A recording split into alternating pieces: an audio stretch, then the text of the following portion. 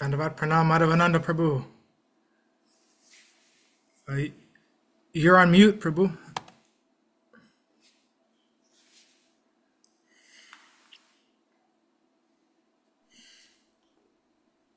I rarely use Zoom, so it's kind of new tech for me.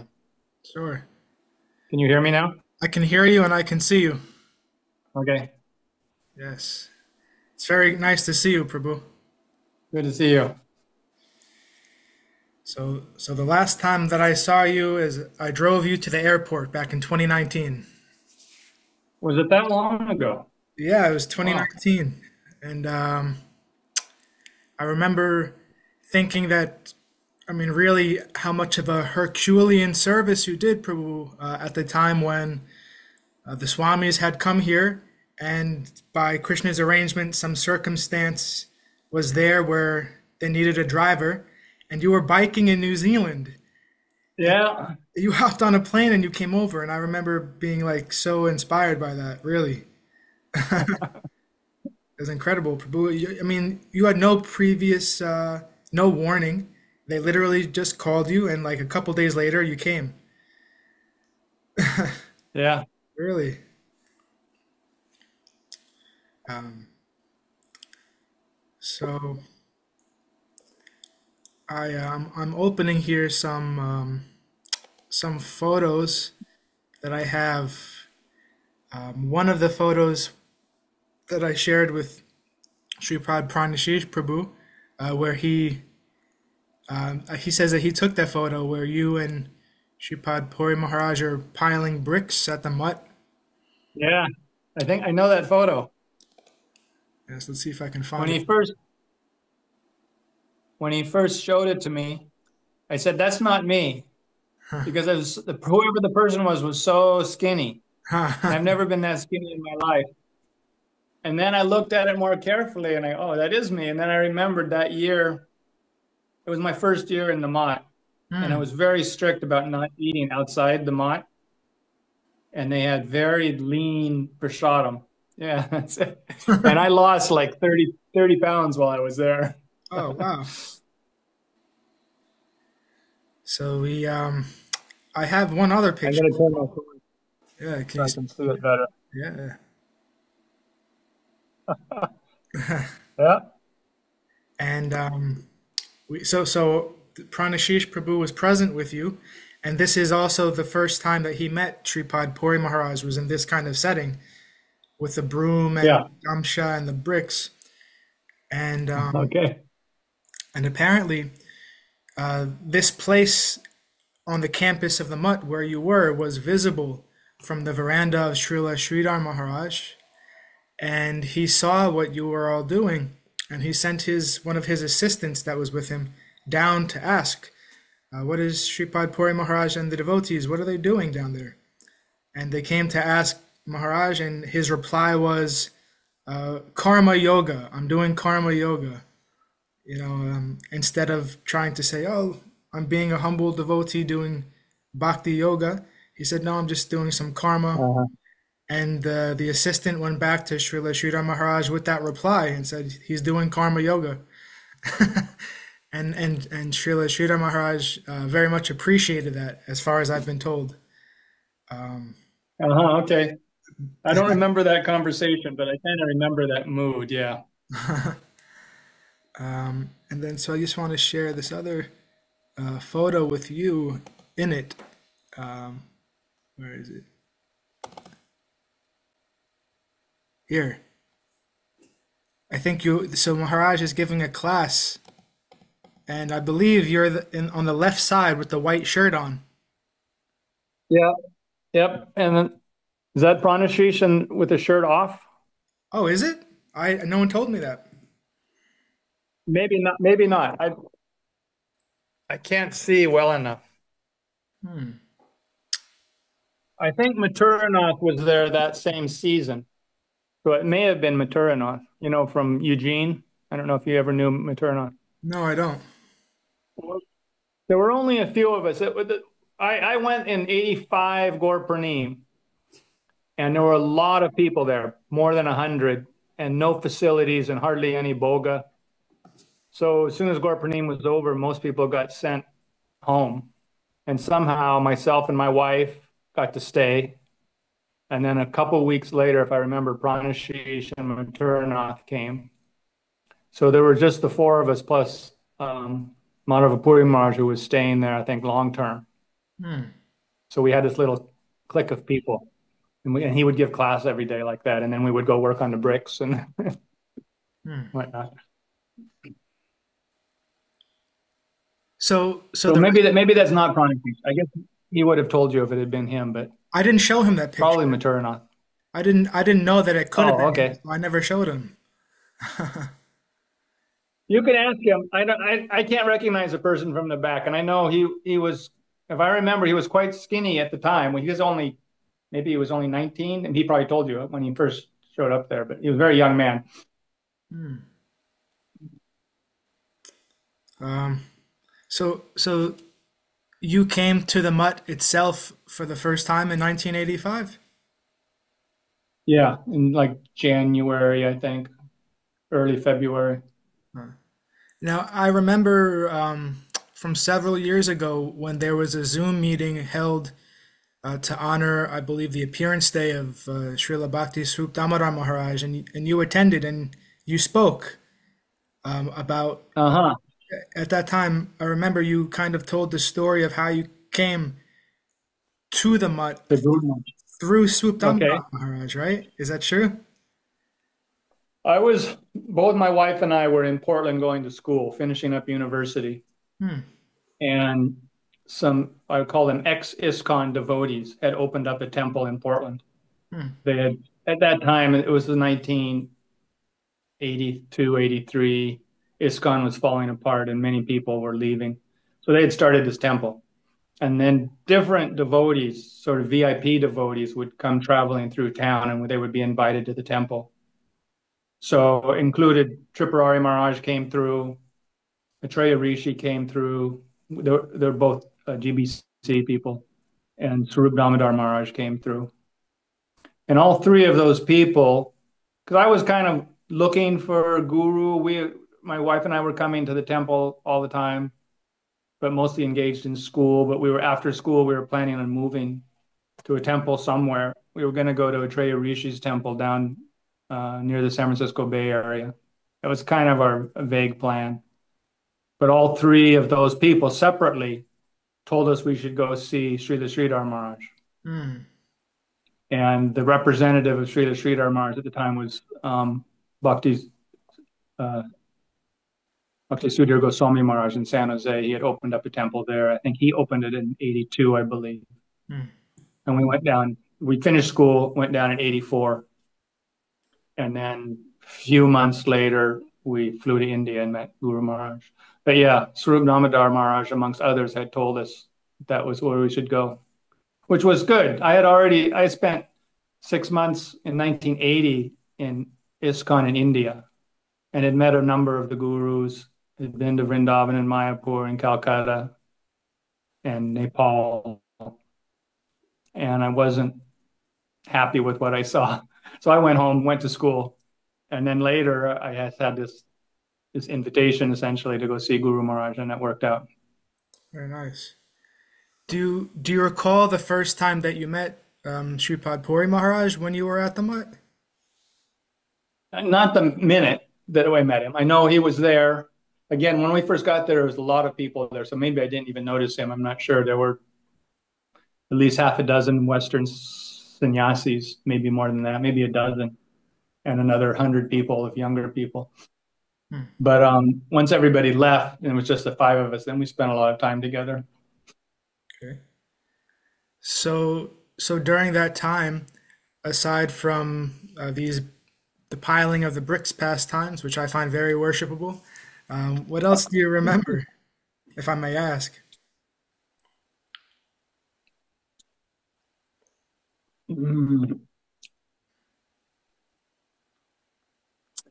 I remember for a long time, Guru Maharaj told us to go to the classes in the Nat Mandir. Have you been to the temple? Are you familiar with the layout stuff?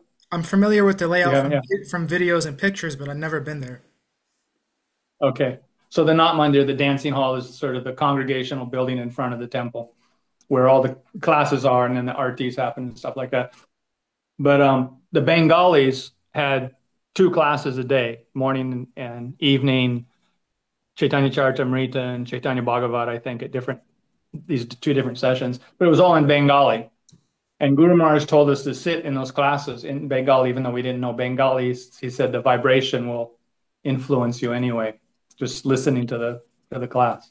Hmm. So we did that for some time, and then eventually, I assume Guru Maharaj asked Madhava Puri Maharaj to actually give classes in English, just to the few of us that were there, 5 or 6 people at most. And so then he started giving class, I think every day. I don't, this was 50 years ago, so I don't remember so well. Sure. 40 years ago, I guess. Yeah.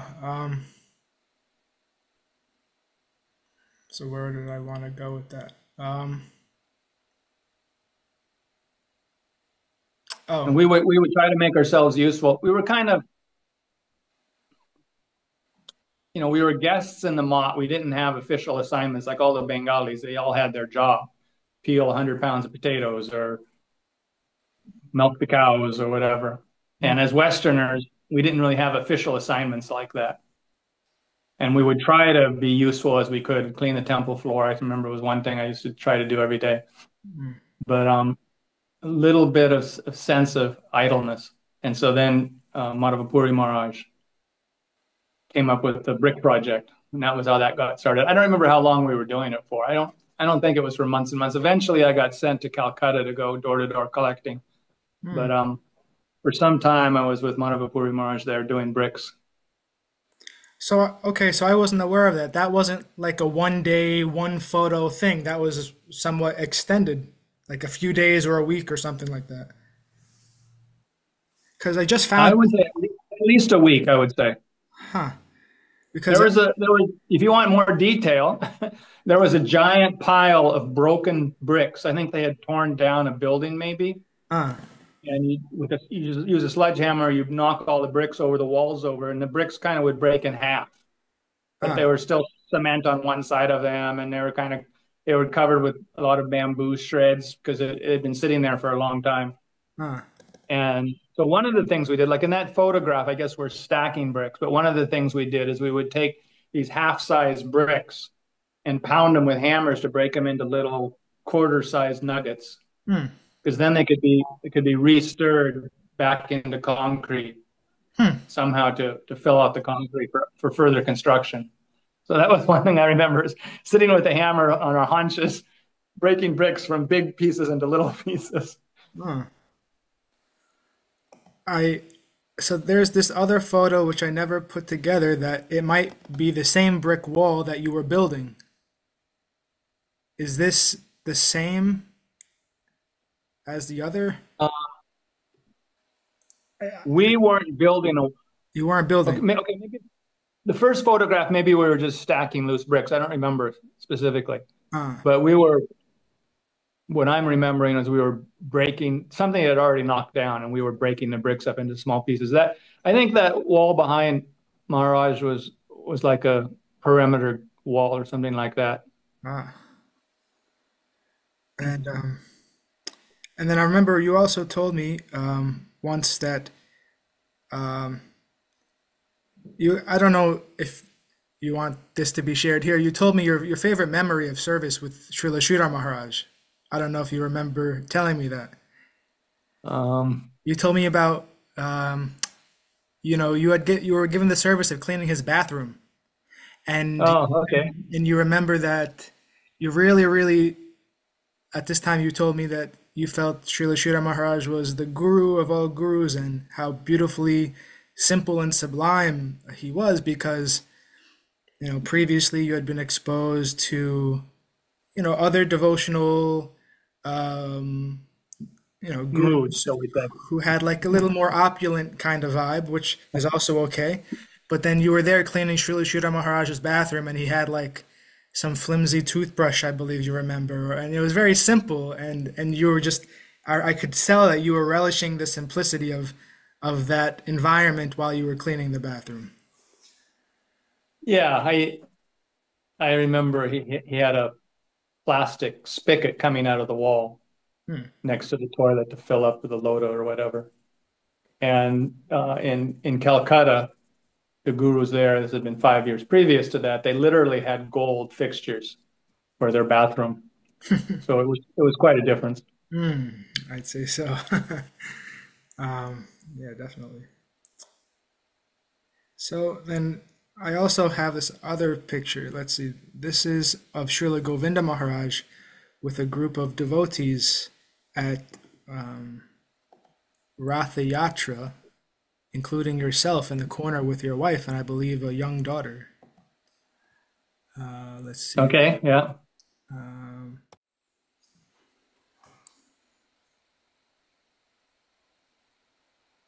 yeah, all right, so we have Srila Bhaktisindra Govinda Maharaj in the middle, of course, and to his left hand side is Srila Prabhupada Tirtha Maharaj, and on his right hand side is Sripad Purnananda Prabhu, and then yeah, yeah, up up in the left corner you see yourself holding your daughter up, and I believe then right yeah. to the lower left is your wife as well. Um, I'm sure she's in the photograph. I'm looking at this on my phone, so everything's not so sharp. Oh, Let's see. she's just to the viewer's left of our daughter. Her Yeah. head's just kind of hidden behind another person. Ah, I think that's her. so so at this time, of course, so Sripad Puri Maharaj he uh, he had to leave India by that time um, because of some pressure that the government put on him. Yeah. He wasn't able to get a renewed visa, and this was also something I asked you about when I was driving you to the airport about your memories of that time. About as his student, I'm just curious, what was that like? What did that transition feel like at the Mutt, if it felt like anything at all, when all of a sudden he kind of got pulled away? Um, I wasn't there when he left. Uh, I had been there. I was there in '85 for about 6 months. I came back in, I think it was late '86 and '86 or '87. No, it was springtime of maybe '87. And Guru Maharaj was still there, and I think Madhava Puri Maharaj was still there. And then the next time I came, Guru Maharaj had disappeared already. It was a few months. I think we went in December, and Guru Maharaj disappeared in August. So we were just a few months afterwards hmm, with Govinda Maharaj. I think that was the trip. I'm not certain that Madhava Puri Maharaj had moved to Nepal and rented a house there. right. And I think after we visited Srila Govinda Maharaj, we went to Nepal and visited him. Oh, really? I'm pretty sure it was that year. But I had like a 2 week vacation before I had to get back to school or something like that. But yeah, we went up for maybe a week. We stayed with him in Nepal, Oh, wow. I never heard this. I and he had two young boys. I think they were like orphan boys staying with him, Yeah. and there was some other adult brahmachari kind of person. I can't remember who it was. Was this Pashupatinath, the Lord Shiva's abode in Nepal? Do you remember? Um, no, we were further in toward town. For okay. It was Then just a rented house. yeah. I know he was trying to do some educational programs with that Tribhuvan University.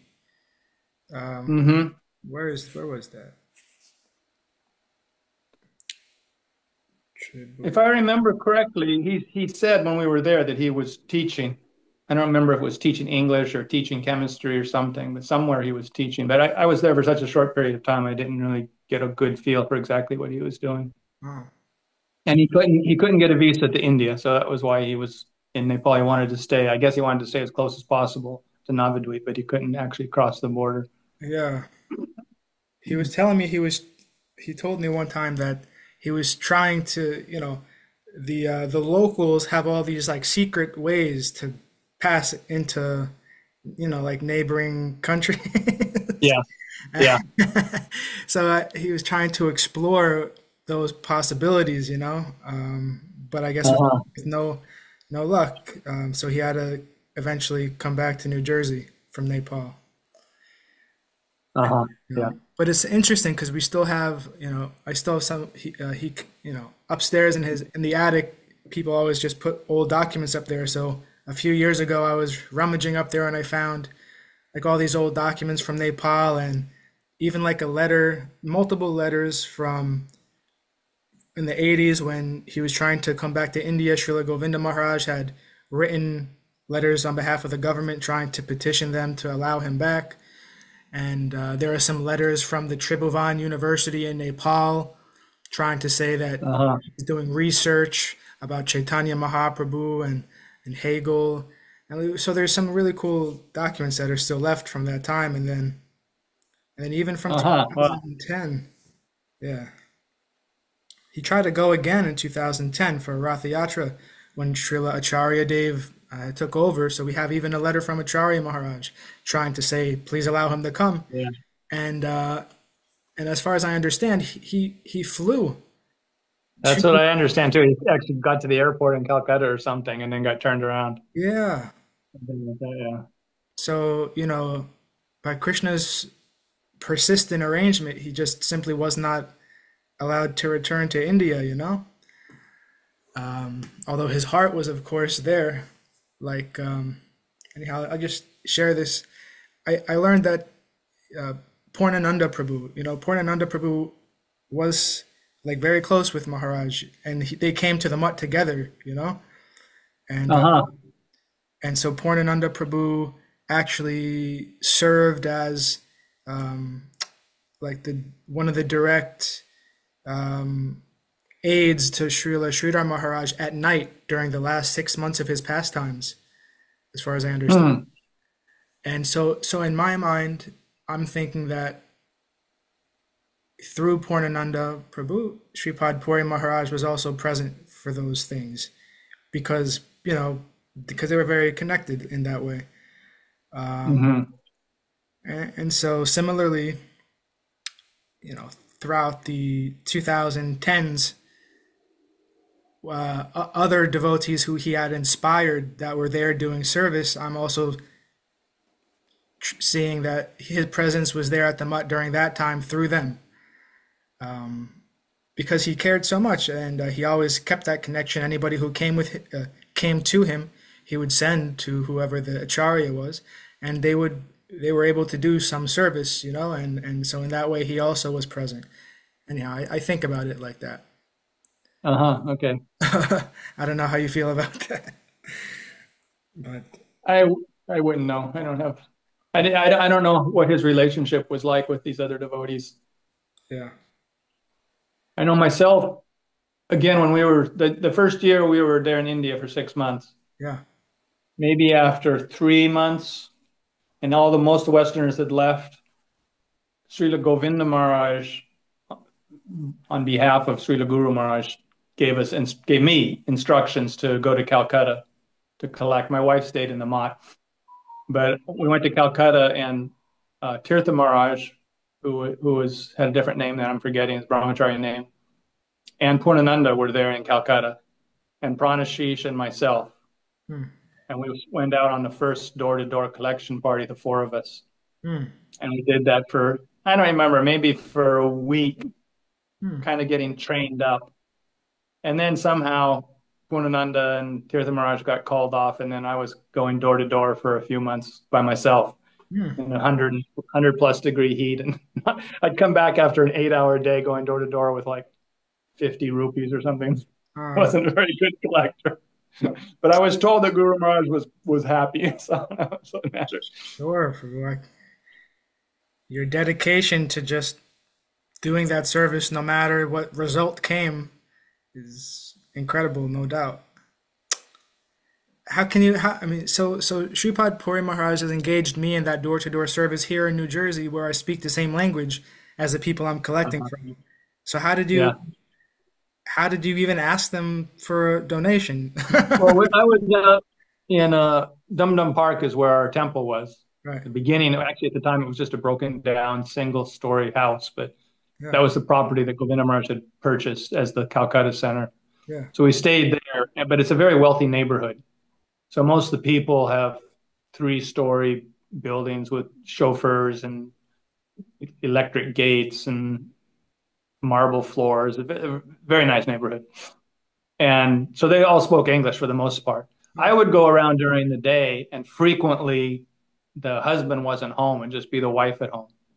And that was a little awkward, but they always wanted to talk to me because I was an American. So they'd invite me in and they would try to feed me sweets and talk about America mostly, which I was better at talking about America than I was talking about Krishna consciousness. I'm not a very pushy person, so I don't know. I didn't collect very much money, and I didn't uh, convert very many people. I don't think, but I went through the motions, going from door to door, and it was interesting to me to meet these uh, Bhadralok, the wealthy class of Calcutta people.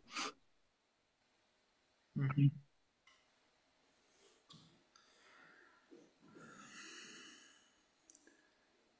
So then can I ask, so fast forward to 2018, what, so I mean, as you've already explained, in 85, when it was just the five of you at the mutt, and then the other times you would visit through 87, you would see Sripad Puri Maharaj, and then you visited him in Nepal, which I had no clue about. So fast forward to 2018 when you came to New Jersey for the first time.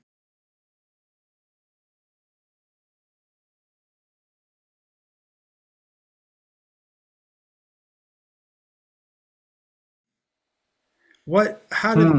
right, like, did you have any contact with Maharaj before that, in between the Navadvip days and Nepal days, or how did that come about? He came to. I mean, Oh, I was right. most of those years I was working in finance job in the city Okay. and would visit our temple in mostly in Santa Cruz, first in San Jose, and then it moved to Santa Cruz. So Okay. I was like a weekend devotee every weekend. And then he came to California. I think it was probably before 18. 2010, that's right. In 2010 he Was it came. that far back? Okay.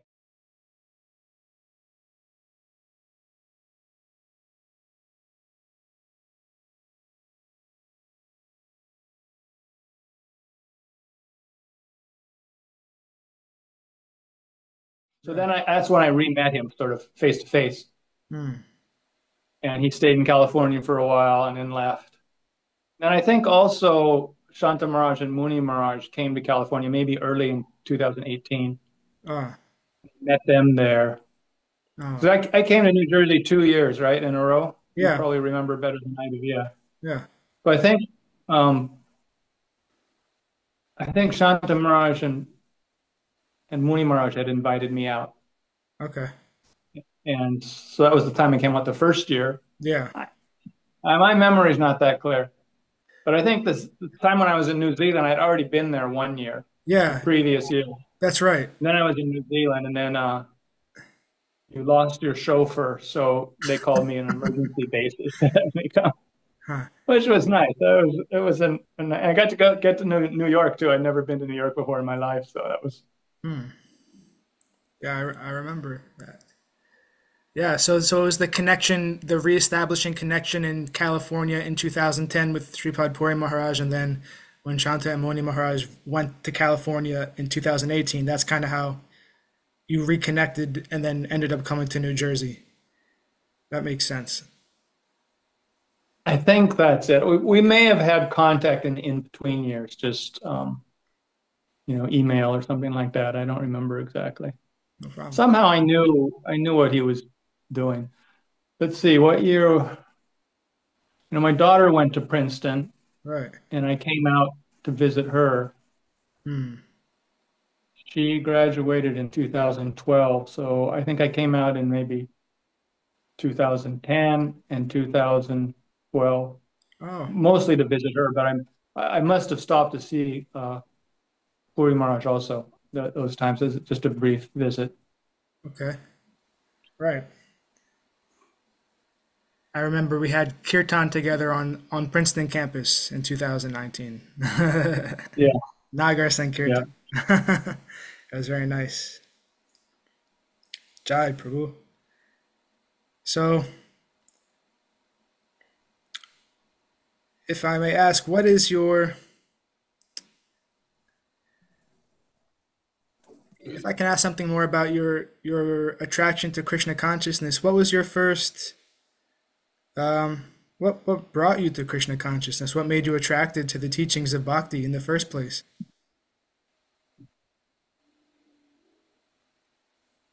I'm convinced more and more, which is what Srila Govinda Maharaj also says, is that devotees aren't made, they're found. So retrospectively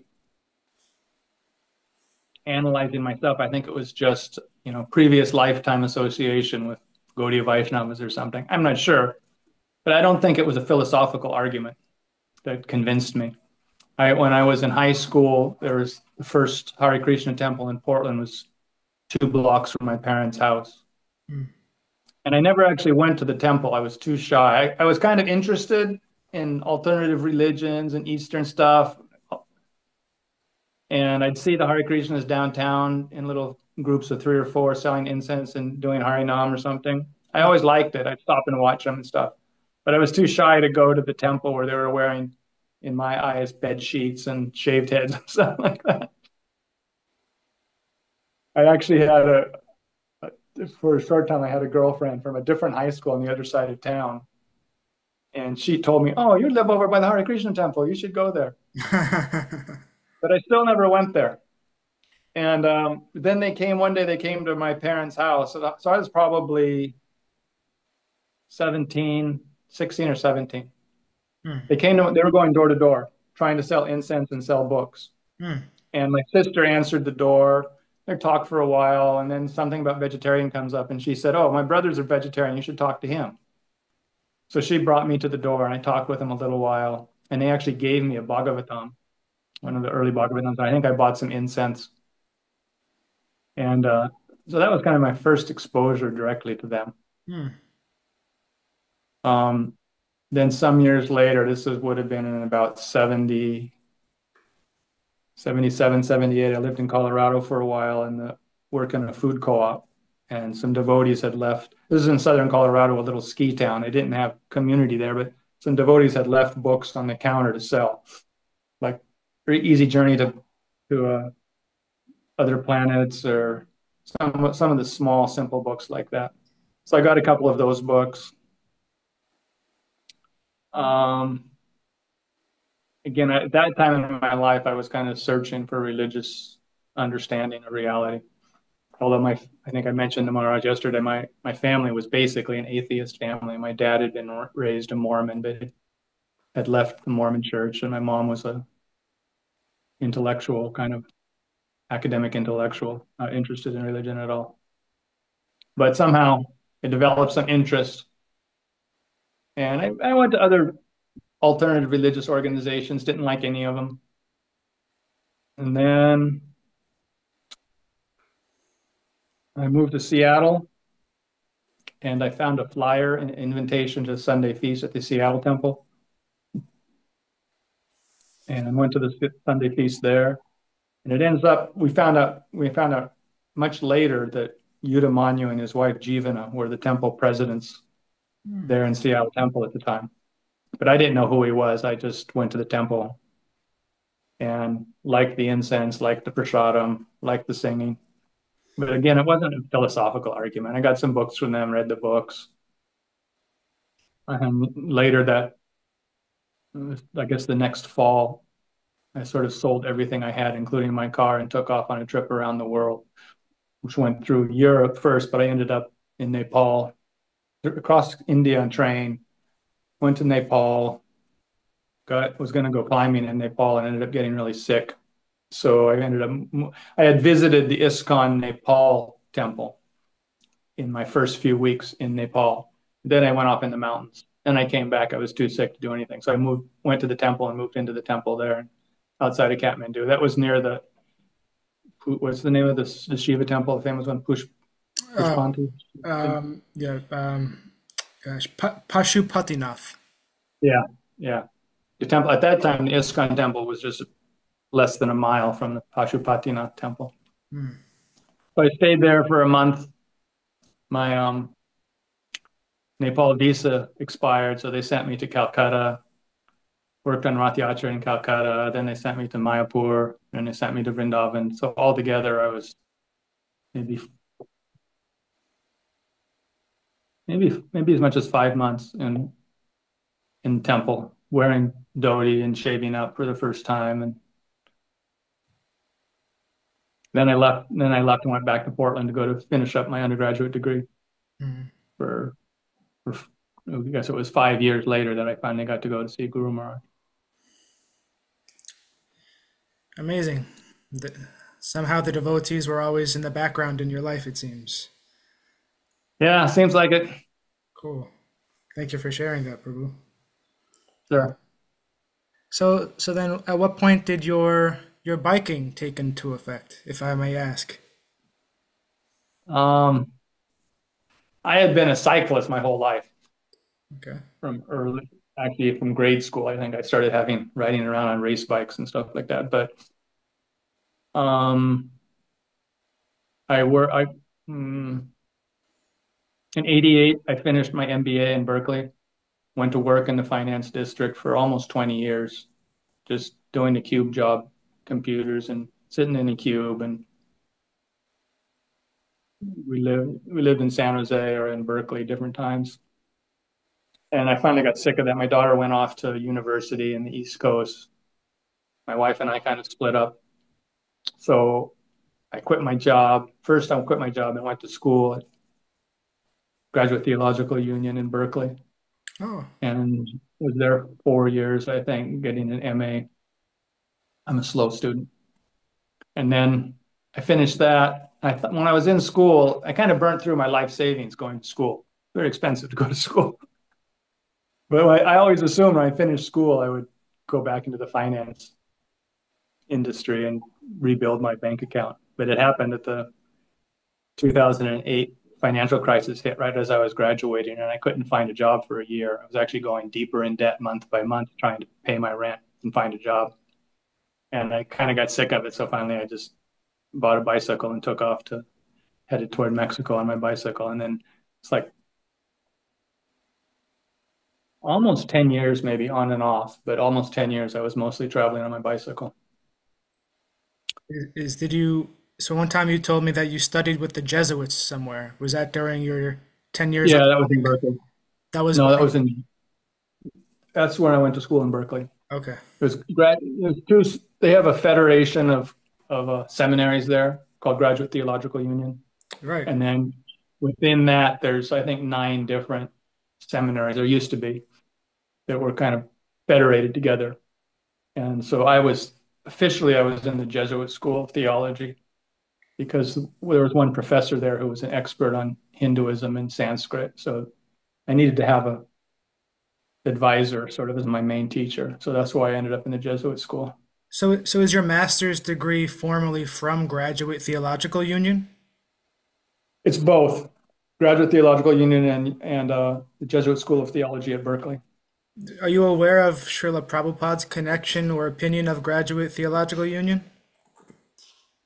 Not him specifically. I know different ISKCON devotees had been associated with it, but what was Prabhupada's?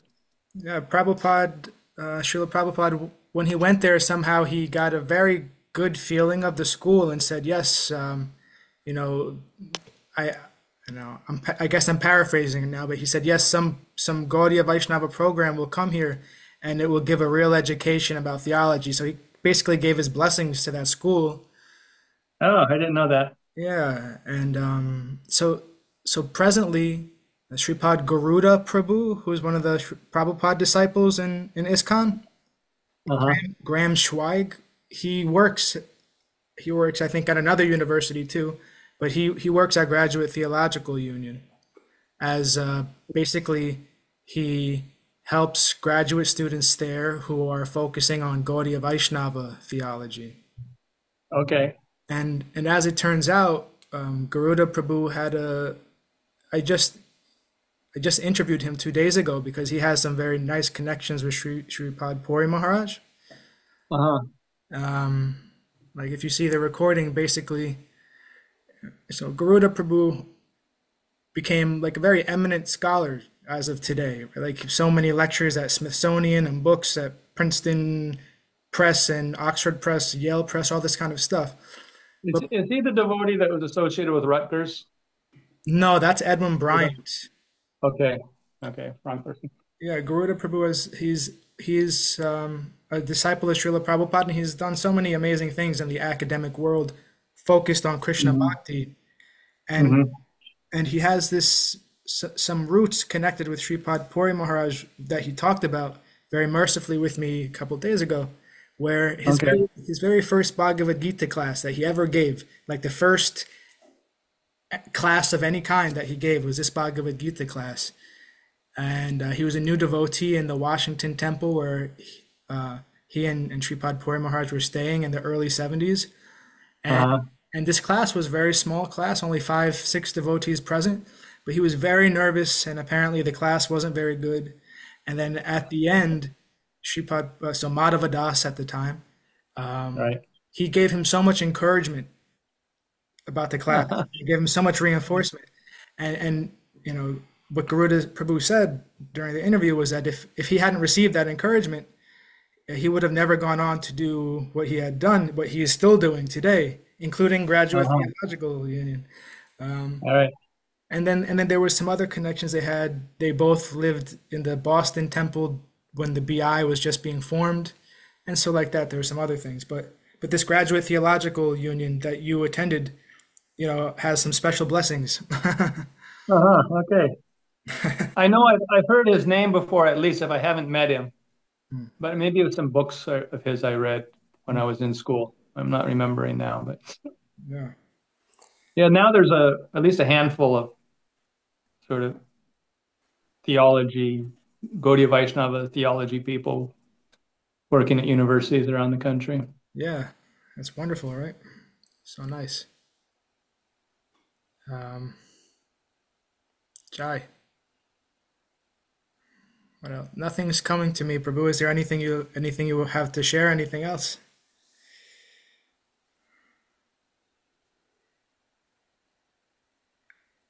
It's I'm been not so, really remembering anything right now. it's been so wonderful to speak with you about these things. Um, Good to see you again. Likewise, Prabhu. So, Jai Shripad Madhavananda Prabhu ki Jai. Jai Om Vishnupad Paramahamsa Shripad Bhakti Madhava Puri Maharaj ki Jai. Jai Om Uh, Vishnupad Paramahamsa Parvartikacharya Sri Srila A.C. Bhakti Vedanta Swami Prabhupada ki Jai. Jai uh, Vishnupad Paramahamsa Parvartikacharya Sri Srila Bhakti Rakshak Sridhar Dev Goswami Maharaj ki Jai. uh, Jai Vishnupad Paramahamsa Parvartikacharya Sri Srila Bhakti Sundar Govinda Dev Goswami Maharaj ki Jai. Jai uh, Vishnupad Paramahamsa Parvartikacharya Sri Srila Bhakti Nirmal Acharya Goswami Maharaj ki Jai. uh, Sama Bhaktiveda Vrinda ki Jai, all glories to the assembled devotees, all glories to the worldwide devotees. Nitai Gaur Premanandi, Hari Hari Hari Bol. Dhanavats Prabhu. uh, Dhanawad Prabhu, thanks so much for your time. Thank you, Prabhu. I hope we can see each other soon. Okay. Okay. I don't know. All right. Sometime you have to come out to the West Coast. Yeah, I would love to. All right. Dhanavats. I know it's Krishna Keshava Prabhu. Jai.